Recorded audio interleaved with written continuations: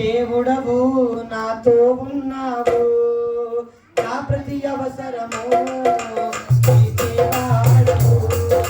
తీర్చడానికి దేవుడవు నాతో ఉన్నావు, నా ప్రతి అవసరము తీర్చేవాడవు.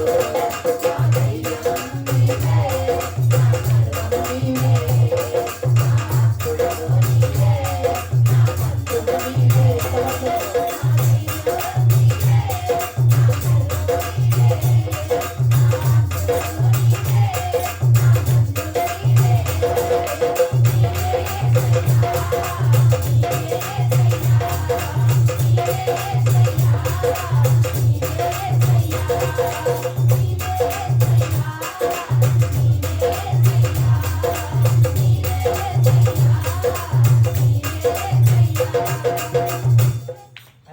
గట్టిగా చప్పట్లు కొడుతున్నాము. ప్రభువైన యేసుక్రీస్తు నామములో కూడి వచ్చిన మీ అందరికీ నా తరఫున రైజింగ్ రివైవల్ మినిస్ట్రీస్ తరఫున నా యొక్క హృదయపూర్వకమైన వందనాలు చెల్లిస్తూ ఉన్నాను. ఈ సమయంలో మనము కొన్ని నిమిషాలు దేవుని యొక్క వాక్యాన్ని ధ్యానిద్దాం. ఈరోజు పరిశుద్ధాత్మ దేవుడు ఈ పునరుద్ధానపు ఆరాధనలో మనందరితో మాట్లాడను గాక. గట్టిగా చప్పట్లు కొడతామా? హల్లెలూయా. పరిశుద్ధాత్మ దేవుడు మనందరితో మాట్లాడాలి. ఆమేన్. ఎంతమందితో మాట్లాడాలని ఆశపడుతున్నాను? ఎంతమందితో మాట్లాడాలని ఆశ? ఈరోజు దేవుడు నాతో మాట్లాడాలని ఆశతో వచ్చిన వరకు సరిపడి చేస్తారు. కనిపిస్తాను దేవుడు నాతో మాట్లాడబోతున్నాడు. ఆమేన్. నీ పక్కన ఉన్న వారితో దేవునితో మాట్లాడబోతున్నాడు. దేవునితో మాట్లాడబోతున్నాడు. ఖచ్చితంగా మాట్లాడతాడు. దేని నిమిత్తము నువ్వు ఏ ఆలోచన చేత వచ్చినావో దాని నిమిత్తమే దేవుడు మాట్లాడబోతుంది. ఈరోజు గట్టిగా చప్పట్లు కొడతామా? హల్లెలూయా. ఈరోజు వర్తమానంలోకి వెళ్ళకంటే ముందుగా గత వారం చెప్పిన వర్తమానం ఎంతమంది గుర్తున్నది? ఎంతమంది గుర్తున్నది? దేనికోసం మాట్లాడింది దేవుడు? ఇర్మియా ఏమని మాట్లాడిండు చెప్పాలి? కుమ్మరి. ఎవరా కుమ్మరి? కుమ్మరి. జిగటం అంటే ఎవరు? పగిలిన కుండ. ఎవరు? పగిలిన కుండ తర్వాత ఏమైంది? ఒక అందమైన కుండగా మారింది. గట్టిగా చప్పట్లు కొడదామా? హల్లెలూయా. కాబట్టి ఈ రోజు దేవుడు ఇంకొక బలమైన వర్తమానం చేత మనందరితో మాట్లాడను గాక. ఆమేన్. న్యాయాధిపతుల గ్రంథం 11వ అధ్యాయం మొదటి కొన్ని వచనాలు. న్యాయాధిపతుల గ్రంథం 11వ అధ్యాయం పేజ్ నంబర్ 2. గిలాదు వాడైన యెఫ్తా పరాక్రమము గల బలాఢ్యుడు. హల్లెలూయా. గత వారం ఇర్మియా కోసం మాట్లాడే దేవుడు ఈ రోజు యెఫ్తా కోసం మాట్లాడుతున్నాడు. ఆమేన్. ఈ రోజు యెఫ్తాలో నుంచి దేవుడు మనకి ఏదో నేర్పబోతున్నాడు. గట్టిగా చప్పట్లు కొడతామా? గిలాదు వాడైన యెఫ్తా ఎవరంట? పరాక్రమము గల బలాఢ్యుడు. ఎవరంట ఆయన? పరాక్రమము గల అంటే చాలా శక్తివంతుడు. ఎవరైనా చెప్పాలి? యెఫ్తా. ఆమేన్. ఈ యెఫ్తా చాలా బలమైన వాడు. ఈ యెఫ్తాకు చాలా బలం ఉన్నది. దేవుని యొక్క వాక్యం సెలవిస్తుంది ఏమనంటే పరాక్రమము గల బలాఢ్యుడు. చాలా గట్టి మనిషి అన్నమాట ఈ యెఫ్తా. ఈ యెఫ్తాను దేవుడు ఎన్నుకున్నాడు. ఈ యెఫ్తా ఏ దేశానికి చెందినవాడంటే, ఏ పట్టణానికి చెందినవాడంటే గిలాదు పట్టణానికి చెందినవాడు. గిలాదు వాడైన యెఫ్తా పరాక్రమము గల బలాఢ్యుడంట. కానీ ఈ బలాఢ్యుడు ఎవరు? చదువు. అతడు వేశ్య కుమారుడు. ఎవరంట? ఎవరైనా? ఈ యెఫ్తా బలమైన వాడు, కానీ ఎవరికి కొడుకు? ఒక వేశ్యకు కొడుకు. ఇంకా గిలాదు యెఫ్తాను కనెను. హల్లెలూయా. ఈ గిలాదు అనే వ్యక్తి, ఈ గిలాదు అనే ఆమె ఎవరిని కన్నది? గిలాదు యెఫ్తాను కనెను. కానీ ఈ యెఫ్తా ఒక బలమైన వాడు, పరాక్రమము గల బలాఢ్యుడు. కానీ ఎవరికి పుట్టినాడు? ఒక వేశ్యకు పుట్టినాడు. చూడండి నా ప్రియ సహోదరి సహోదరుడా, మొదట చూసినట్లయితే యెఫ్తా చూసినట్లయితే చాలా బలమున్నవాడు, చాలా బలాఢ్యుడు అని, పరాక్రమము గల బలాఢ్యుడు అని దేవుడు అంటున్నాడు. కానీ ఎవరికి పుట్టినాడు? ఒక వేశ్యకు పుట్టినవాడు. దేవుని యొక్క ప్రణాళిక చూడండి. దేవుని యొక్క ఉద్దేశం చూడండి, దేవుని యొక్క ఆలోచన చూడండి. ఈ యెఫ్తా ఒక బలమైన వాడే, కానీ ఎవరి కడుపులో నుంచి పుట్టినాడు? ఒక వేశ్య కడుపులో నుంచి పుట్టినాడు. ఇదిగో దేవుని యొక్క ప్రణాళికలు వేరా, దేవుని యొక్క ఉద్దేశాలు వేరా, దేవుని యొక్క ప్లాన్స్ వేరా. ఈ గిలాదు కన్నది ఎవరిని కన్నది? యెఫ్తాను కన్నది. ఈ యెఫ్తా చాలా బలమైన వాడు, కానీ ఒక వేశ్య పుట్టినాడు. అయితే ఏమైంది? చదువు. గిలాదు భార్య అతనికి కుమారులు కనగా, గిలాదు భార్య అతనికి కుమారులను కనగా వారు పెద్దవారై యెఫ్తాతో నీవు అన్య స్త్రీకి పుట్టిన వాడు గనుక మన తండ్రి ఇంట నీకు స్వాస్థ్యము లేదని. హల్లెలూయా. ఈ గిలాదు తన భార్యతో ఎవరు పుట్టినారంట? యెఫ్తాతో కన్నవారిని ఆ కుమారులు అందరు అంటున్నారు, సహోదరులు అంటున్నారు, యెఫ్తాను నీవు అన్య స్త్రీకి పుట్టినవాడు కాబట్టి నీవు నా తండ్రి ఇంట్లో ఉండనికే ఏం లేదు, స్వాస్థ్యం లేదు. నువ్వు నా తండ్రి ఇంట్లో ఉండొద్దు. నువ్వు ఎందుకు? ఒక వేశ్యకు పుట్టినావు కాబట్టి నువ్వు నా తండ్రి ఇంట్లో ఉండడానికి వీలు లేదని చెప్పి తన సహోదరులందరూ కూడా తిడతా ఉన్నారు అన్నమాట. కానీ యెఫ్తా చూసినట్లయితే యెఫ్తా చాలా బలమైన వాడు. కానీ వేశ్యకు పుట్టినాడని తన సహోదరులందరూ కూడా ఏం చేస్తున్నారు? ఆయనను హేళన చేస్తూ ఉన్నారు. హేళన చేస్తూ, గేలి చేస్తూ తనని ఎంతగానో గాయపరుస్తూ ఉన్నాడు. నువ్వు అన్య స్త్రీకి పుట్టినవాడవు కాబట్టి నువ్వు నా తండ్రి ఇంట్లో ఉండి నా తండ్రి ఆస్తి తీసుకోవడానికి వీలు లేదు అని చెప్పి తండ్రి ఇంటిలో నుంచి వెళ్ళగొట్టడానికి ప్రయత్నం చేశాడు. గిలాదు పొరపాటు చేసినాడా? యెఫ్తా పొరపాటు చేసినాడా? యెఫ్తా పొరపాటు చేయలేదు. ఒక వేశ్యకు పుట్టినాడని చెప్పి యెఫ్తాను ఇంట్లో నుంచి వెళ్ళగొడదామని ప్లాన్ చేస్తా ఉన్నారు. యెఫ్తా ఏం తప్పు చేయలే, యెఫ్తా ఏం పొరపాటు చేయలే. ఒక వేశ్యకు పుట్టినాడనే కారణం చేత అతనిని ఇంట్లో నుంచి వెళ్ళగొట్టాలని చెప్పి అందరూ కూడా ప్లాన్ చేస్తున్నా ఉన్నారు. నా ప్రియ సహోదరుడా, యెఫ్తా ఏం పొరపాటు చేయలే. ఈరోజు కూడా దేవునితోనే మాట్లాడుతున్నాడు. ఏ పొరపాటు చేయలే. ఏదో ఒక బలహీనత చేతలో బాధపడుతున్నావు, ఏదో ఒక అవమానం గుండా నువ్వు వెళ్తున్నావు, ఏదో ఒక శారీరక మానసిక ఒత్తిడి గుండా నువ్వు వెళ్తున్నావు. నీ బలహీనతను బట్టి, నీకున్న అనారోగ్యాన్ని బట్టి, నీకున్న ఆర్థిక ఇబ్బందిని బట్టి అందరూ నిన్ను రిజెక్ట్ చేస్తున్నారేమో. యెఫ్తాను తృణీకరించినట్లు, యెఫ్తాను వెళ్ళగొట్టినట్లు అనేకులు నిన్ను బలహీనపరుస్తున్నారేమో. నీ స్థితిని బట్టి, నీ గతిని బట్టి, నీ పరిస్థితిని బట్టి యెఫ్తాని గేలి చేసినట్లు నిన్ను గేలి చేస్తున్నారేమో. నా దేవుడు నీతోనే మాట్లాడుతున్నాడు. ఎంతమంది నిన్ను గేలి చేసినా, ఎంతమంది యెఫ్తాను త్రోసివేసినా అంటున్నారు, నువ్వు అన్య స్త్రీకి పుట్టిన వాడవురా, నువ్వు వేశ్యకు పుట్టిన వాడవురా అని చెప్పి ఇంట్లో నుంచి బయటికి వెళ్ళగొట్టారండి సహోదరులు. యెఫ్తా ఏం పొరపాటు చేయలేదు, కానీ యెఫ్తాను దేవుడు ప్రేమిస్తున్నాడు. ఆమేన్. ఈ లోకంలో ఉన్న వారికి ఎన్నికైన వారు కావాలి, ఈ లోకంలో ఉన్న వారికి బలమైన వారు కావాలి, ఈ లోకంలో ఉన్న వారికి అన్ని స్థితిగతులు బాగున్న వారు కావాలి. కానీ నా దేవునికి మాత్రము ఈ లోకంలో ఎన్నిక లేని వారు కావాలి. గట్టిగా చెప్పంటున్నామా? ఈ లోకంలో సాక్ష్యం లేని వారు కావాలి. ఈ లోకంలో దేనికి పనికిరాడు రా వీడన్న వాడు మాత్రమే నా యేసయ్యకు కావాలి. గట్టిగా చెప్పంటున్నామా? ఈరోజు నిన్ను దేవుడు దేనికి పనికిరాను అని అందరు నిన్ను వెలిగిస్తున్నానేమో, కానీ దేవుడు అంటున్నాడు, పనికిరాని నిన్ను నేను ప్రయోజకునిగా మార్చిపోతున్నాను. అందరూ వెలివేసిన నిన్ను నేను అనేకులకు సాక్ష్యముగా నిలబోతున్నాను. యెఫ్తా బలమైన వాడు, కానీ వేశ్య కొడుకు అని చెప్పి యెఫ్తాను వెళ్ళగొట్టినాడు. ఈరోజు నా ప్రియ సహోదరుడా, ఎందుకు భయపడుతున్నావు? అందరూ తృణీకరిస్తున్నారు, అందరూ సూటిపోటి మాటల చేత గాయపరుస్తున్నారు. ఈరోజు నేను బలహీనం అయిపోయినానని చెప్పి అందరికీ చనువైపోయింది. ఈరోజు నేను బలహీనం అయిపోయినానని చెప్పి నలుగురు 4 మాటలు అంటున్నారే. నువ్వు బలహీనము కావచ్చు, నువ్వు కురికిపోవచ్చు, యెఫ్తా వలె బలహీనము కావచ్చు, కానీ యెఫ్తాను ప్రేమించిన దేవుడు నిన్ను ప్రేమిస్తున్నాడు. హల్లెలూయా. ఈరోజు యెఫ్తాను ఆదరిస్తున్న దేవుడు నిన్ను ఆదరిస్తున్నాడు. అరే నేనేం తప్పు చేసిన, నేనేం పొరపాటు చేసిన? వేశ్య కుమారునైనంత మాత్రాన నన్ను ఇంట్లో నుంచి వెళ్ళగొడతారా?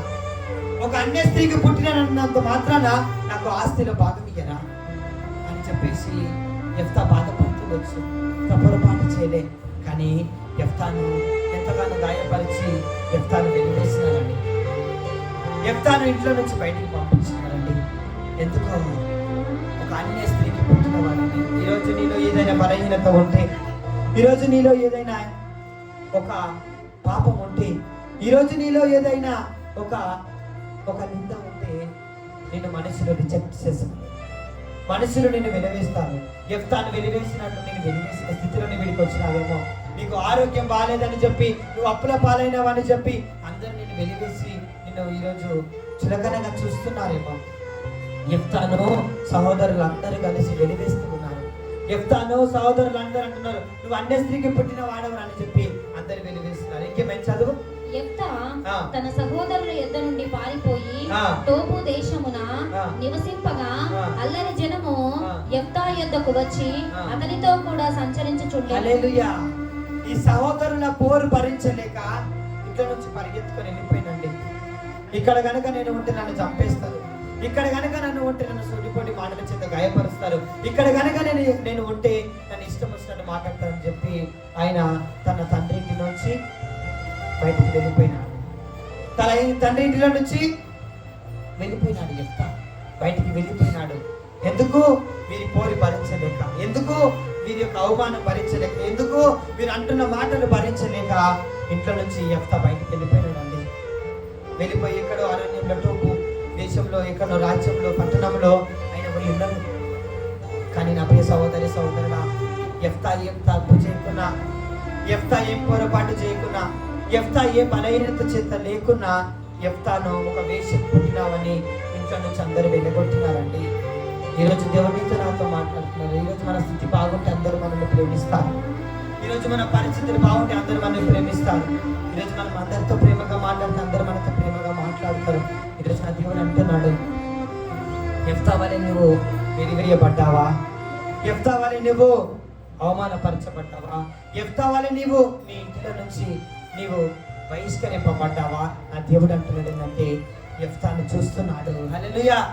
యెఫ్తాను చూస్తున్నాడు. ఈరోజు నిన్ను చూస్తూ ఉన్నాడు.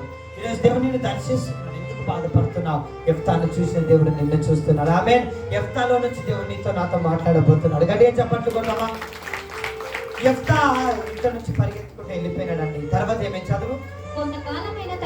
కొంతకాలమైన తర్వాత అమ్మోనీయులు ఇశ్రాయేలులతో యుద్ధము చేయగా అమ్మోనీయులు ఇశ్రాయేలులతో యుద్ధము చేసినందున. హల్లెలూయా. ఈ యెఫ్తా చాలా బలమైన వాడు, యుద్ధంలో ముందుండేవాడు.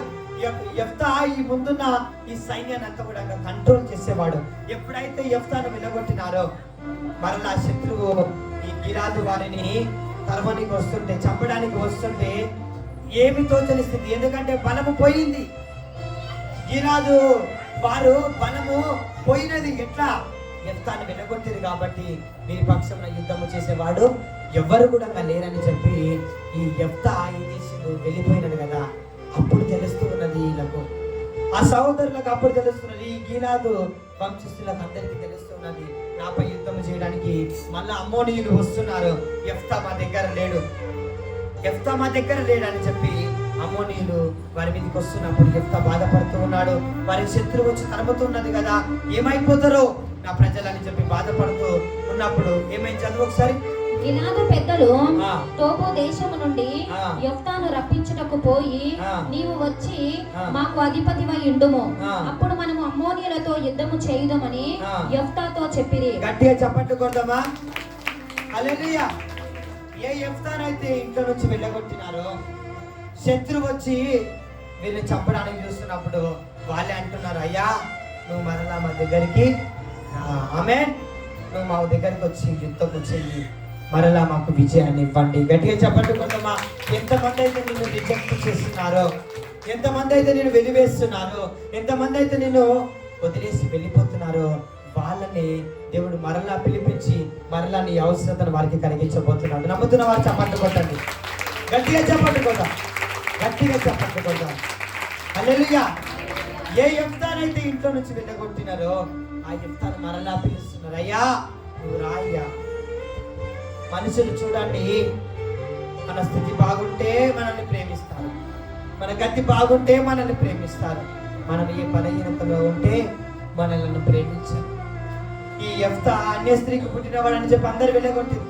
కానీ యెఫ్తా అవసరం ఎవరికి పడదనుకోరు. కానీ ఎప్పుడైతే మన యుద్ధం స్టార్ట్ అయిందో మళ్ళా పిలుస్తున్నారు, సహోదరు అయ్యా నువ్వు రావయ్యా, వచ్చి మా పక్షం నుండి యుద్ధం చేయనప్పుడు గిలాదు వారిని ఏమంటున్నాడు? చదువు ఒకసారి చెప్తా.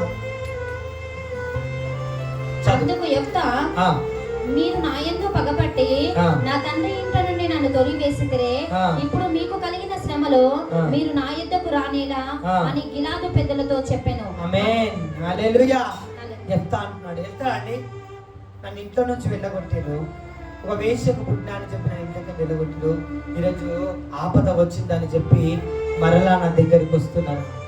అవును నా ప్రియ సహోదరి సహోదరుడా, నీ అవసరం ఉన్నప్పుడు అందరూ నీ అవసరాన్ని వాడుకొని అవసరం తీరిన తర్వాత నేను వదిలేసినానేమో, అవసరం తీరిన తర్వాత నేను రిజెక్ట్ చేసినానేమో, అవసరం తీరిన తర్వాత నీతో పని లేదని చెప్పి నేను వెలివేసినానేమో. వెలివేయని, అందరు నేను వదిలేసినా సరే నిన్ను దేవుడు మాత్రం వదిలేయడు. హల్లెలూయా. ఏ అవసరత చేత నువ్వు ఉన్నావో, ఏ బాధ చేత నువ్వు ఉన్నావో, నీ బాధను దేవుడు చూస్తూ ఉన్నాడు. హల్లెలూయా. యెఫ్తాను వద్దని వెళ్ళగొట్టారు, కానీ అదే యెఫ్తాను వారికి పనికొచ్చే వారికి చేసినాడు. ఈరోజు ఎవరైతే నిన్ను కాదని వెళ్తున్నారో, ఎవరైతే నీ అవసరత తీరిందని చెప్పి నేను వదిలేసినారో, మరలా వారికి నీ అవసరత పడబోతున్నది. నమ్ముతున్న వారు చప్పట్లు కొట్టండి. నీ అవసరత ఖచ్చితంగా వస్తుంది. ఎవరైతే నేను వెలివేసినారో వాళ్ళందరికీ దేవుడు నీ అవసరత పడే విధంగా చేస్తుంది. అయ్యో పలానా సహోదరు ఉంటే బాగుండు, పలానా సహోదరుడు ఉంటే బాగుండు, పలానా సహోదరి ఉంటే బాగుండు, ఆ రోజు నాకు సాయం చేసింది, మరలా సహాయం కోసం వెళ్తా అని చెప్పి మరలా నీ సహాయం కోసం రాబోతున్నారు. భయపడకు, మనుషులు విడిచిపెట్టిరని చెప్పి భయపడకు, మనుషులు అవమానపరుచురని భయపడకు. యెఫ్తా బాధపడ్డాడు, కానీ మరలా యెఫ్తా పని పడ్డది. ఆమేన్. ఈరోజు నువ్వు ఎవరికి పనికి రావేమో, నీ అవసరం ఎవరికి లేదని చెప్పి అందరూ అనుకుంటున్నారేమో, కానీ నీవు అనేకులకు ఆశీర్వాదకరంగా దేవుడు మార్చబోతున్నాడు. తృణీకరింపబడిన రాయి మూలకు తలరాయిగా మారబోతున్నది. ఒకనొక సమయంన ఒక దైవజనుడు ఒక ట్రైన్లో ప్రయాణం చేస్తున్నాడు. అతను ఒక ప్రాంతానికి మీటింగ్కి వెళ్తున్నాడు. తాను ప్రయాణం చేస్తూ ఉన్నాడు. ట్రైన్ ఎక్కినాడు, మంచిగా సీట్లో కూర్చున్నాడు, బైబిల్ చదువుకుంటూ ఉన్నాడు. అదే ట్రైన్లో ఇంకొక వ్యక్తి వెక్కినాడు. అదే ట్రైన్లో ఇంకొక అవిటివాడు వెక్కినాడు. ఆయనకి ఒక కాలు ఉన్నది, ఇంకొక కాలు లేదు. కుట్టివాడంట ఆయన. ఆ కుట్టివాడు ఆయనతో పాటు ట్రైన్లో ప్రయాణమై వెళ్తూ ఉన్నాడు. అయితే ఆ పాస్టర్ ఏం చేస్తున్నాడంటే ఆ మీటింగ్కి సంబంధించిన ఆ వస్తువులన్నీ కూడా బ్యాగ్లో పెట్టుకొని ఆ పక్క సీట్లో పెట్టుకొని కూర్చొని మంచిగా బైబిల్ చదువుకుంటూ ఉన్నాడు. సీట్లన్నీ ప్యాక్ అయిపోయినాయి. ఈ పాస్టర్ పక్కకు మాత్రము ఆ బ్యాగ్ పెట్టుకొని ఆ సీట్ ఒక్క మాత్రమే కాలున్నది. ఈ కుంటివాడు ఏం చేస్తున్నాడంటే సీట్లు దొరకక ఒంటి కాలు మీద కూర్చొని ఉన్నాడు అన్నమాట. ఒంటి కాలు మీద ఆ ట్రైన్లో ప్రయాణమై నిలబడుతూ ఇట్లా పట్టుకొని ఉన్నాడు అన్నమాట. అప్పుడు ఆ పాస్టర్ బైబిల్ చదువుకుంటున్నాడు. పాస్టర్ పక్కకు బ్యాగ్ ఖాళీగా ఉన్నది. అప్పుడు ఆ కుంటివాడు పోయి అన్నాడు, పాస్టర్ అయ్యా నేను అవిటివాడను, నాకు ఒకే కాలు మీద నిలబడి కొన్ని గంటలు ప్రయాణం చేయాలంటే నా వల్ల అయితే లేదు, ఎక్కడ సీట్లు లేవయ్యా, దయచేసి నీవు కనుక ఆ బ్యాగ్ తీస్తే నేను ఆ సీట్లో కూర్చుంటానయ్యా, ఒకసారి ఆ బ్యాగ్ తీస్తావా అన్నప్పుడు ఆ పాస్టర్ పట్టించుకోలే. ఆ పాస్టర్ అంటూ నన్ను డిస్టర్బ్ చేయకు, నాకు సంబంధించిన వస్తువులన్నీ బ్యాగులో ఉన్నాయి, నువ్వు నన్ను డిస్టర్బ్ చేయకు, మరలా అక్కడిక్కడ పెడితే బట్టలన్నీ ఖరాబ్ అయిపోతాయి, కాబట్టి నువ్వు నన్ను డిస్టర్బ్ చేయకు, నేను బైబిల్ చదువుకుంటున్నా, నేను వాక్యం అందించాలని చెప్పేసి ఆ పాస్టర్ ఏం చేసినాడంటే ఆ కుంటి వ్యక్తి మాట చెవులు పెట్టుకొని ఆ కుంటివాడు అంటున్నాడు, అయ్యా ప్లీజ్ అయ్యా కాలు నువ్వు పెడుతుంది, నా కాలు లాగుతూ ఉన్నదయ్యా, దయచేసి నీకు కనుక ఆ బ్యాగ్ తీసి కింద పెట్టుకుంటే నేను ఆ సీట్లో కూర్చుంటానయ్యా, కొద్దిసేపు విశ్రాంతి పొందుకుంటానయ్యా, దయచేసి ఆ బ్యాగ్ తీయవంటే ఆ పాస్టర్ నన్ను ఊరికే విసిగించకని చెప్పి ఆ పాస్టర్ ఆ కుంటి వ్యక్తిని బలహీనపరిచినాడు, బాధపరిచినాడు. వెళ్ళిపోయి ఇక్కడ నుంచి వెళ్ళిపో, అనవసరంగా డిస్టర్బ్ చేయకు నన్ను, నేను బైబిల్ చదువుకుంటున్నా, నేను బలమైన వర్తమానం అందించాలి, వెళ్ళిపో పక్కకు అని చెప్పేసి చీదరించుకున్నాండి, వెలివేసినండి, రిజెక్ట్ చేసినండి. ఆ బ్యాగ్ తీస్తే ఆయన కూర్చుంటాడు, కానీ ఆయన ఆ బ్యాగ్ తీయలేడు. ఆ బ్యాగ్ తీయకపోయేసరికి అదే ప్లేస్లో కొన్ని గంటలు నిలబడ్డాడండి ఆ కొన్ని వ్యక్తి. ఒక్క కాలు మీద కొన్ని గంటలు నిలబడ్డాడు బాధతో. ఒకే కాలు మీద కొన్ని గంటలు నిలబడగలమండి. రెండు కాళ్ళున్న మనకే నిలబడాలంటే ఎంతగానో బాధ అవుతుంది. అలాంటి వ్యక్తి కొన్ని గంటలు ఒక్క కాలం మీద నిలబడ్డాడు. ఈ పాస్టర్ బైబుల్ చదువుకుంటూ పక్కన ఉన్న బ్యాగ్ మాత్రము తీస్తలే. ఎన్నోసార్లు బ్రతికులాడింది, కానీ బ్యాగ్ మాత్రము తీయట్లే. ఎంతో వేదన చేత ఆ వ్యక్తి ఉన్నాడు. ఆ కుంటి వ్యక్తి బాధపడుతున్నాడు. అయ్యో, తాను కానీ నాకు సీట్ ఇస్తే నేను మంచిగా కొద్దిసేపు కూర్చుంటా కదా, కాళ్ళలో పుడుతున్నది అని చెప్పి ఆ కుంటి వ్యక్తి వేదన చెందుతున్నాడు. ఆ కుంటి వ్యక్తి బాధపడుతూ ఉన్నాడు. ఏదేమైనా సరే ఆ పాస్టర్ మాత్రము ఆ బ్యాగ్ తీయలేడండి. చివరికి స్టేషన్ వచ్చింది. స్టేషన్ రాగానే ఆ కుంటి వ్యక్తి బ్యాగ్ తీసుకొని వెళ్ళిపోతున్నాడు. ఆ కుంటి వ్యక్తి కంటే ముందుగా పాస్టర్ వెళ్తుంటే ఆ పాస్టర్ని తీసుకుపోవడానికి ఒక కారులో ఎవరెవరో వచ్చి పాస్టర్ తీసుకొని పోయినా, కానీ ఈయన తీసుకోవడానికి ఎవరు రాలేదు. ఒక డొక్కు స్కూటర్ వచ్చి ఆయనను తీసుకొని వెళ్ళినారు. ఇద్దరు కలిసి ఎవరి ప్రాంతానికి వాళ్ళు వెళ్ళిపోయినారు. సాయంత్రం అయ్యింది. సాయంత్రం కాగానే ఆ మీటింగ్కి ఆ దైవజనుడు వర్తమానం అందించడానికి సిద్ధంగా ఉన్నాడు. ఇదే విధంగా క్రౌడ్ ఉన్నది, పాటలు అయిపోయినాయి, ఆరాధన అయిపోయింది. వాక్యం చెప్పడానికి దైవజనుడు వచ్చి ఉన్నాడు. దైవజనుడు వాక్యం అందించుకోవడానికి ముందుగా హల్లెలూయా అన్నాడు. గట్టిగా చప్పట్లు కొడదామా? హల్లెలూయా అని మైక్ పట్టుకొని చెక్ 1 2 3 అంటున్నాడు. ఆమె చెక్ 1 2 3 అని చెప్పి ఇట్లా కొడుతూ పక్కన చూసి కొంచెం వాల్యూమ్ పెంచండి అని చెప్పి పక్కన వ్యక్తిని చూస్తున్నాడు. హల్లెలూయా. పక్కనున్న వ్యక్తిని చూసి అయ్యా కొంచెం వాల్యూమ్ పెంచు అని చెప్పి ఆ వ్యక్తిని అనగానే అక్కడ కూర్చున్న వ్యక్తి ఎవరో కాదు కానీ ఆ కుంటి వాడే. గట్టిగా చప్పట్లు కొడదామా? అయ్యా కొంచెం వాల్యూమ్ పెంచు అని చెప్పి ఆ వ్యక్తిని చూస్తున్నాడు. ఆ వ్యక్తి ఎవరో కాదు, కుంటివాడు, ఒక్క కాలు మీద నిలబడ్డవాడు, బ్రతిమిలాడిన సీటు ఇవ్వని వ్యక్తి అక్కడ ఉన్నాడు. పాస్టర్ ఉన్నాడు, అక్కడ కుంటివాడు ఉన్నాడు. అక్కడ ఆపరేట్ చేస్తుంది ఎవరు చెప్పాలి? ఈ పాస్టర్ మైక్ లో మాట్లాడుతున్నాడు, కానీ ఈ పాస్టర్ మాట పబ్లిక్ వినాలి అంటే అక్కడ వాల్యూమ్ ఎవరు పెంచాలి చెప్పాలి? ఎవరు పెంచాలి? కుంటివాడు పెంచాలి. తృణీకరించాడు కుంటివాడని, తృణీకరించాడు అవటివాడని చెప్పి ఆ పాస్టర్ అంటుండు నేను వాక్యం చెప్పాలి అన్నాడు. ఎట్లా చెప్తారు ఇప్పుడు వాక్యం? ఈ మైక్ చేస్తేనే కదా వాక్యం బయటికి వెళ్ళేది. ఈ వాక్యంలో వాల్యూమ్ పెంచేది ఎవరు? ఆ కుంటివాడిని చూడగానే పాస్టర్కి ఏమర్థమవుతుంది? ఇంకా పాస్టర్కి రిజెక్ట్ చేసిండండి, కానీ ఆయననే పనికొచ్చిండు. హల్లెలూయా. ఆయనే పనికొచ్చిండు. ఆ యవనస్తుని చూసి బాధపడి ఏమని వాక్యం చెప్తుంది? సీట్ అడిగితే నేను సీట్ ఇవ్వలే, కుంటోడు అని చెప్పి నేను రిజెక్ట్ చేసిన. బైబిల్ గ్రంథంలో యెఫ్తాను రిజెక్ట్ చేశారు. అన్య స్త్రీకి పుట్టినావు నువ్వు వేసావు అని చెప్పి, అన్య స్త్రీకి పుట్టినావు యెఫ్తా వెళ్ళిపో అని చెప్పి వెళ్ళగొట్టినట్లు, పనికి మాలినోడు అని చెప్పేసి యెఫ్తాను వెళ్ళగొట్టినట్లు తాను పనికిరాని వాడని చెప్పి కుంటోని ఏం చేసిండు? రిజెక్ట్ చేసిండు. సీట్ అడిగితే సీట్ ఇవ్వలేడు. ఈ పాస్టర్ ఏమని వాక్యం చెప్తాడు? అప్పుడు ఒక్క మాట కూడా మాట్లాడు, పోయి మైక్ పక్కన పెట్టి ఒక పాట పాడనని చెప్పి పాట వేరే అతనితో పాడించి దేవుని సన్నిధిలో వెళ్ళి ప్రార్థన చేసుకొని ఆ కుంటి వ్యక్తిని వినిపించయ్యా నన్ను క్షమించు. హల్లెలూయా. గట్టిగా చప్పట్లు కొడదామా? నన్ను క్షమించయ్యా, నువ్వు ఎవరో నాకు తెలియదు, కానీ నువ్వు అక్కడ సౌండ్ పెట్టకపోతే నేను వాక్యాన్ని అందించలేను, దయతో నన్ను క్షమించు ఆమేన్ అని అనగానే ఏం పర్లేదు బ్రదర్, ఏం పర్లేదు అని చెప్పి అక్కడ క్షమాపణ కోరగానే దేవుడు తనని క్షమించి ఒక అద్భుతమైన ఆరాధన ఇద్దరు కలిసి చేసినారు. గట్టిగా చప్పట్లు కొడతామా? ఈరోజు నా సహోదరుల భయపడకు, ధైర్యం తెచ్చుకో.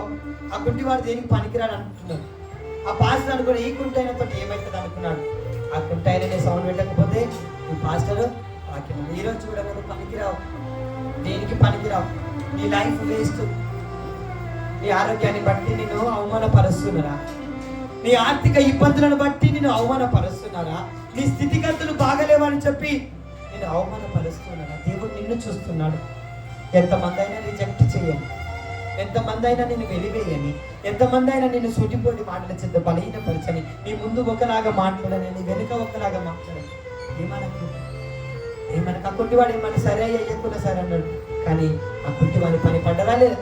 ఈరోజు నేను ఎంతమంది అయితే వెలివేస్తున్నారో, ఎంతమంది అయితే నిన్ను అవమానపరుస్తున్నారో, ఎంతమంది అయితే నిన్ను తృణీకరిస్తున్నారో, వాళ్ళందరికీ నీ అవసరత వచ్చేలాగా నా దేవుడు చేయబోతున్నాడు. గడియ చెప్పండి కొడతాను. యెఫ్తా అవసరం పడ్డది. ఈ కుంటివాని అవసరము పాస్టర్కి పడ్డట్లే నీ అవసరత అనేకులకు పడబోతున్నది. నమ్ముతున్న వారు చెప్పండి కొట్టాను. ఎవరైనా ఏమైనా అనుకోండి, మనుషులు నీ బలహీనతను చూసి సూటిపోటి మాటలు చేత బలహీనపరుస్తారు, కానీ నువ్వు నమ్ముకుంటున్న దేవుడు నిన్ను బలహీనపరచడు. ఏ అవసరం పడదని చెప్పి నేను ఎవరైతే రిజెక్ట్ చేసినారో వాళ్ళందరి ముందే దేవుడిని తనను పైకెత్తబోతున్నాడు. అందరి ముందు నీ తనను పైకెత్త. ఎంతమంది నమ్ముతున్నారు? నా తల పైకెత్తిపోతున్నాడు. నా దేవుడు నా తల పైకి. యెఫ్తా వలె వెలివేయబడ్డావా? యెఫ్తా వలె తృణీకరించబడ్డావా? యెఫ్తా వలె నీ స్థితిని బట్టి అందరూ నిన్ను ఏలనాస్పదంగా చూస్తున్నారు. భయపడకు, ధైర్యం తెచ్చుకో. యెఫ్తాను దీవించినట్టు దేవుడు నిన్ను దీవించబోతున్నాడు. ఎవరు నీ అవసరం పడదని చెప్పి నేను వెళ్ళగొట్టినారో వారికి నీ అవసరం పడేలా నా దేవుడు చేయబోతున్నాడు. ఎంతమంది నమ్ముతున్నారు? నమ్ముతున్నావా? ఎంతమంది దేవుడు మాట్లాడుతున్నాడు? ఆ పాస్టర్ అనుకుని ఈ కుంటోతో ఏమవుతుంది, ఈ కుంటోతో ఏమవుతుంది, ఏం కాదు అనుకున్నాడు. కానీ ఆ కుంటివాడే లేకపోతే పాస్టర్ ఏమి చెయ్యలేడు. ఈరోజు నీతో ఏం కాదనుకురా, నీతో ఏమైంది, నీతో ఏం కాదు, నువ్వు అంతే, నువ్వు వేస్ట్ అంటున్నారా? సరే, మనుషుల దృష్టిలో నువ్వు వేస్టే, మనుషుల దృష్టిలో నువ్వు పాపాత్కురాలివే, మనుషుల దృష్టిలో నువ్వు పాపాత్కుడవే, మనుషుల దృష్టిలో నువ్వు దొంగవే, మనుషుల దృష్టిలో నువ్వు వ్యభిచారివే, మనుషుల దృష్టిలో నువ్వు ఏమి చేసిన వాడవే, దేనికి పనికిరాని వాడివి ఉండొచ్చు. కానీ నా దేవుని దృష్టిలో నువ్వు విలువైన వాడవు. గట్టిగా చెప్పండి కొడతావా? మౌనంగా ఉండు, నీకంటూ సమయం రాబోతున్నది. హల్లెలూయా! నీకంటూ సమయం రాబోతుంది. ఆ సమయమున దేవుడు నిన్ను అంచెలంచెలుగా దీవించి అంచెలంచెలుగా ఆశీర్వదించబోతున్నాడు. యెఫ్తాను ఆశీర్వదించిన దేవుడు నిన్ను ఆశీర్వదించబోతున్నాడు. ఆమేన్. ఎంతమంది అయినా ఏమైనా అనుకోనండి, మీరు ధైర్యంగా దేవుని సన్నిధిలో ప్రార్థన చేయండి. ఎవరు ఉన్నా లేకపోయినా ప్రభువా నువ్వు నన్ను రిజెక్ట్ చేయండి. ఆమేన్.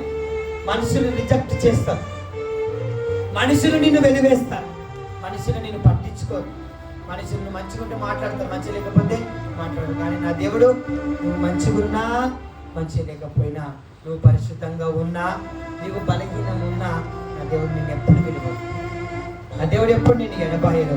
కాబట్టి ధైర్యం తెచ్చుకో, బలము తెచ్చుకో. ఎవరు ఉన్నా లేకపోయినా నాకు పర్లేదు, కానీ నాకు నా దేవుడు ఉన్నాడు. ఆమె ఈరోజు నా పని, నా స్థితి ఈరోజు ఇట్లుండొచ్చు, కానీ నా దేవుడు ఏదో ఒక దినమున గొప్పగా దీవించబోతున్నాడు. ఆమె గొంగళి పురుగుని చూసినట్లయితే గొంగళి పురుగు మొదట ఎట్లుంటుందండి? మొదటి పురుగును వాళ్ళని ఇష్టపడతారా? దాన్ని అక్కడి నుంచి పోతుంది, ఇక్కడ దూరం నుంచి వెళ్ళిపోతాం. దాన్ని మనం పట్టించుకోం, దాన్ని రిజెక్ట్ చేస్తాం మనం, అవునా కదా? దాన్ని ముట్టుకుంటే ఏమవుతుంది? ఎలర్జీ అవుతుంది. దాన్ని ముట్టుకుంటే ఏదో అవుతుంది అని చెప్పి దాన్ని దూరం పెడతాం, దాన్ని తొప్పేస్తూ ఉంటాం. కానీ అది కొత్త పురుగు కొన్ని దినములైన తర్వాత ఏమవుతుంది? గట్టిగా చప్పట్లు కొడదామా? ఈరోజు నీ స్థితి కొత్త పురుగులాగా ఉందేమో, కానీ గొంగళి పురుగులాగా ఉన్నదేమో, కానీ దేవుడు నిన్ను సీతాకోక చిలుక వలె మార్చిపోతున్నాడు. గట్టిగా చప్పట్లు కొడదామా? హల్లెలూయా! ఆ సీతాకోక చిలుకను పట్టుకోవడానికి ఎట్లా ఉరుకుతారు? వెళ్ళి పట్టుకుంటారు, కానీ అదే ముందు దూరం వెళ్ళిపోతారు. అంతే అండి, మనుషులు అంతే, మనుషుల ప్రేమలు అంతే. గొంగళి పురుగులాగా ఉంటే ఎవరు రారు, సీతాకోక చిలుక లాగా ఉంటే అందరు వస్తారు. గొంగళి పురుగులో ఉన్నప్పుడు నీతో ఎవరు మాట్లాడరు, సీతాకోక చిలుక ఉన్నప్పుడు 10 మంది వచ్చి నీతో మాట్లాడతారు. ఈరోజు నీ గొంగళి పురుగులాగా ఉన్నావు, భయపడదు. నువ్వు ఒక దినమైన సీతాకోక చిలుక వలె మారబోతున్నావు. గట్టిగా చప్పట్లు కొడతామా? ఎంతమందికి ఆశిస్తుందండి నేను సీతాకోక చిలుకలా మారబోతున్నానని? ఈరోజు నా స్థితి బొత్త పురుగులాగా ఉన్నది. ఎంతమంది ఉన్నది? గొంగళి పురుగులాగా ఉన్నది. ఎంతమంది ఉన్నది? బొత్త పురుగులాగా ఉందండి నాది జీవితము. అందరు దూరం పోతారు, అందరు నువ్వు పనికిరావు అంటారు, అందరు నువ్వు వేస్ట్ అంటున్నారు. దూరం వెళ్ళిపోతురా? పక్కన దూరం వెళ్ళిపోతురా? గొంగళి పురుగు లాంటి అనుభవంలో ఉన్నావా? ఎవరు నిన్ను పట్టించుకుంటారా? ఎవరు నీపై ప్రేమ చూపట్లేదా? ప్రేమించిన వారు నీకు మోసం చేసిరా? గొంగళి పురుగు నువ్వు కొద్దిసేపు ఆగు. హల్లెలూయా! కొన్ని రోజులు ఆగు. ఈ గొంగళి పురుగు ఏమైతుంది?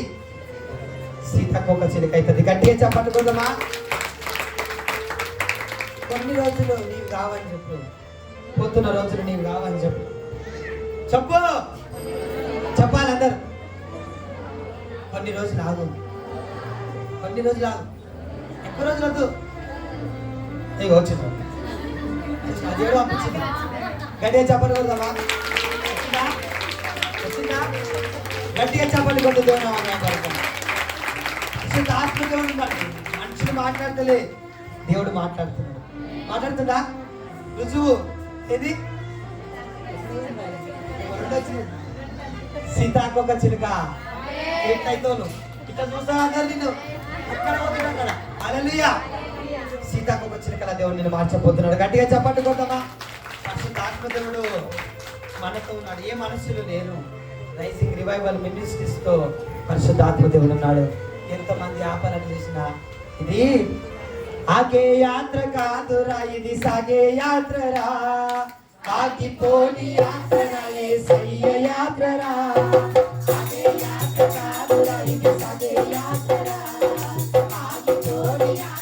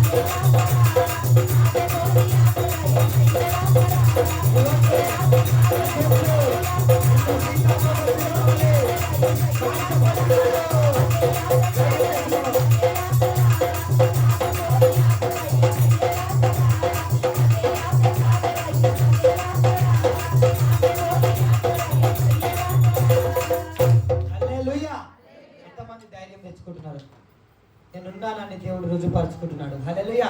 నేనున్నానని రుజుపరుచుకున్నాడు. నీవు సీతాకొక చిలుకవని తొందరలో కాబోతున్నావు. తొందరలో అవుతావని చెప్పు. పక్కన ఖచ్చితంగా అవుతుంది. చెప్పాలి. ఖచ్చితంగా నువ్వు ఎలా అవుతావంటే అందమైన సీతాకొక చిలుక అవుతావు. టెన్షన్ వాడ. మనుషులు ఉండని ఉండకపోని, మనుషులు ప్రేమించని ప్రేమించకపోని, మనుషులు నీ జీవితంలో ఉంటే ఉండని ఉండకపోతే ఉండకపోని, నేను ఇప్పుడు బొంత పురుగు ఉండొచ్చు, ఈరోజు నువ్వు బొంగలి పురుగు ఉండొచ్చు, కానీ ఈరోజు నీవు దేవుడు మాట చెప్తుండు, త్వరలో నీవు సీతాకొక చిలుకగా మారబోతున్నావు. ఎక్కడున్నారు ఎక్కడున్నారు ఇప్పుడు ఎక్కడ పోయిందో అది ఎక్కడ పోయిందో ఎక్కడ వచ్చింది ఇట్లా ఇట్లా నువ్వు చూస్తా ఉంటారు. హల్లెలూయా. ఎట్లా బొంత పురుగు ఉన్నప్పుడు అదే పోతుంది. దాన్ని చూడడు కూడా చూడరు. చూసారా? ఎవరైనా చూసిరా? ఓ ఇంత మంచిగా ఉన్నావు, ముళ్ళు చాలా బాగున్నావు, నల్లగా బాగున్నావు అంట. బుద్ధ పురుగు వస్తుందిరా, జాకెట్ తీసుకురా, చీపిరి తీసుకురా, దాని అక్కడ దొబ్బాయి అంటారా అన్నారంట. ఏమైనా ఉండండి, ఇగో ఇట్లా అవుతావు. నీ పక్కన వాళ్ళు చెప్పు, ఇట్లా అవుతావు అని చెప్పు. అట్లా అవుతావు నువ్వు. ఎవరిని బట్టి చెప్తున్నావు ఈరోజు? ఈయనను బట్టి. హల్లెలూయా. మనిషిని బట్టి కాదు, ఈయన చేస్తాడు. హల్లెలూయా. ఎంతమంది నమ్ముతారు ఇట్లా దాన్ని చేస్తాడని? నమ్ముతున్నారా? బొద్ద పురుగును చూసామో ఎంత బాగున్నామో తీసుకురండి రా, పిల్లలకి ఇవ్వండి రా, పట్టుకొని రండి రా, దాన్ని దొప్పేసి. కానీ అదే బొద్ద పురుగు అనుకుంటుంది, అయ్యో నా టైం బాగాలేదురా, నా టైం బాగా కొన్ని రోజులు ఆగుని.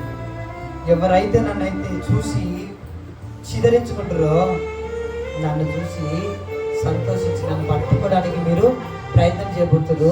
నన్ను పట్టుకొని మీరు వస్తే నేను దొరుకుతానా మీకు? నేను దొరకా. హల్లెలూయా. నీకు కూడా కొన్ని రోజులు లెక్క వరకు దొరుకు. గట్టి చెప్పండి, ఎంతమంది ఆపుతారు? అందరంత స్థితిలో దేవుడు ఉంచుతాడు. ఏడా అందరంత స్థితిలో ఉంచుతాడు. అరే పలానా రోజు వీళ్ళు దేనికి పనికి రాకుండా, ఇలా కుటుంబం అస్సలు ఎట్లున్నా అంటే తినడానికి తిండి లేకుండా, ఏంద్రా ఇలా కుటుంబం ఇట్లా అయిపోయింది, అందరి మైండ్ బ్లాక్ అయిపోతుంది. అట్లా నా దేవుడు చేయబోతుంది. కాబట్టి యవనస్తురాలు మీరు ఈరోజు గొంగళ పురుగు లాంటి అనుభవం ఉన్నామని చెప్పి డిప్రెషన్ అవ్వద్దు. ఈరోజు వరకు పోయినవేమో, కానీ నువ్వు నాకు నా దేవుడు టైం ఇస్తా ఉంటుంది. ఈరోజు నా కనుక టైం వచ్చిందంటే, ఇదిగో సీతాకొక చిలుకను, రంగురంగుల సీతాకొక చిలుక వలె మారబోతున్నాను. మీ జీవితాలు రంగురంగుల సీతాకొక చిలుక వలె మారబోతుంది. అవి నమ్ముతురా? దేవుడు ఎంతమంది మాట్లాడిందా? యెఫ్తా పనికిరాడని దేవుడు, అదే యెఫ్తా పనికొచ్చు. ఈ కింటివాడు దేనికి పనికిరాడన్నాడు, ఈ కింటివాడే పనికిరాడు. ఈ బొంత పురుగు దేనికి పనికిరాదన్నాడు. ఈ బొంత పురుగు ఈరోజు ఏమైంది?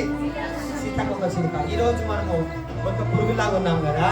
ఈ 3 దిన ఉపవాస ప్రార్థన ముగింపు సభలో మీరు సీతాకొక చిలుక వలె, రంగురంగుల సీతాకొక చిలుక వలె మారబోతున్నావు. హల్లెలూయా. ఆర్థికంగా దీవించబడబోతున్నావు, శారీరకంగా దీవించబడుతున్నావు, కుటుంబ పరంగా దీవించబడబోతున్నావు, ఆరోగ్యపరంగా దీవించబడుతున్నావు, చదువుల పరంగా దీవించబడుతున్నావు, ఆస్తుల పరంగా దీవించబడుతున్నావు, అనేకులకు ఆశీర్వాదకరంగా మారబోతున్నావు. ఈ అన్ని రంగులతో ఒక అందమైన సీతాకొక చిలుకగా మారబోతున్నావు. గట్టిగా చెప్పబోతున్నామా? హల్లెలూయా. కాకపోతే ఇంకా సమయం రాలే. ఆమేన్. కొన్ని రోజులు టైం పడుతుంది. ఆ టైంలో ఓపికతో ఉంటే బొంత పురుగు, ఈ గొంకలి పురుగు కాస్త సీతాకొక చిలుకగా మారబోతున్నది. దేవుడు ఖచ్చితంగా చేయబోతున్నాడు, ఖచ్చితంగా చేయబోతున్నాడు. నమ్ముతున్నావా? ఎంతమంది నమ్ముతున్నారు? నేను ఖచ్చితంగా అవుతా. ఒకటే కలర్ కాదు నువ్వు, ఒక కలర్ కాదు నువ్వు సీతాకొక చిలుక, బటర్ఫ్లై ఒక కలర్ కాదు నువ్వు, డిఫరెంట్ కలర్స్. అంటే ఒక విధంగా నువ్వు ఆశీర్వదించబడవు, అన్ని కోణాలను నువ్వు ఆశీర్వదించబడతావు. హల్లెలూయా. అన్ని కోణాలను దీవించబడతావు. కాబట్టి నువ్వు అందమైన సీతాకొక చిలుకగా మారబోతున్నావు. ఈ 3వ దిన ముగింపు సభలో అది ఫుల్ఫిల్ కాబోతున్నది. ఎంతమంది 3వ దిన ముగింపు సభ కోసం వేచి చూస్తున్నారు? దేవుడు గొప్ప కార్యం చేయబోతుంది. కాబట్టి సమయంలో అందరం మోకరిస్తామా? అయ్యా బొంత పురుగులాగా, గొంగళ పురుగులాగా నేను ఈరోజు నా స్థితి ఉండొచ్చు, కానీ నేను ఒకనొక దినమున అందమైన సీతాకొక చిలుకలా దేవుడు నన్ను మార్చబోతున్నాడు అని చెప్పి ప్రార్థన చేసుకో. దేవుడు గొప్ప కార్యం చేయబోతున్నాడు. ఈరోజు నా ప్రియ సహోదరి, ఇన్స్టాగ్రామ్ లైవ్ ద్వారా చూస్తున్న నా ప్రియ సహోదరుడా, గొంగళ పురుగు లాంటి అనుభవంలో వెళ్తున్నావేమో, కానీ ఒకనొక దినమున నిన్ను దేవుడు అందమైన సీతాకొక చిలుకగా మార్చబోతున్నాడు. ధైర్యం తెచ్చుకో. ఈ 3వ దిన ఉపవాస ప్రార్థన ముగింపు సభలో దేవుడు ఆ వాక్కును ఫుల్ఫిల్ చేయబోతున్నాడు. ధైర్యంగా